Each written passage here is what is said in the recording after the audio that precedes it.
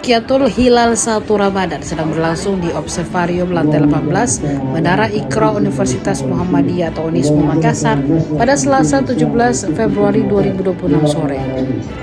Pantauan tribuntimur.com, 3 teropong menyasar langit, 2 teropong dari Badan Meteorologi, Klimatologi, dan Geofisika atau BMKG Sulawesi Selatan, satunya lagi milik Lembaga Dakwah Islam Indonesia atau LDII. Tim pemantau juga memandang layar laptop yang terhubung pada teropong.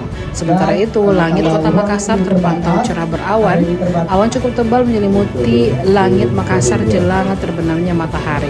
Koordinator Bidang Observasi BMKG Wilayah 4 Makassar, Jamroni, menuturkan bahwa hilal belum dapat terlihat di langit Makassar, Sulawesi Selatan. 96 titik di Indonesia hari ini telah dijelaskan oleh BMKG bersama dengan Badan Hisab Ruqyah Sulawesi Selatan.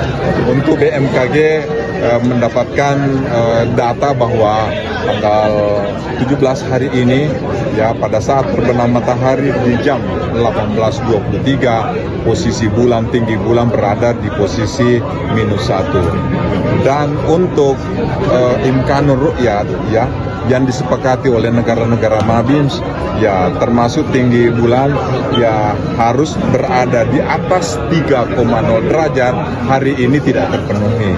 Kemudian dari sudut elongasi 6,4 juga hari ini tidak terpenuhi. Download Tribun X sekarang, menghadirkan lokal menjadi Indonesia.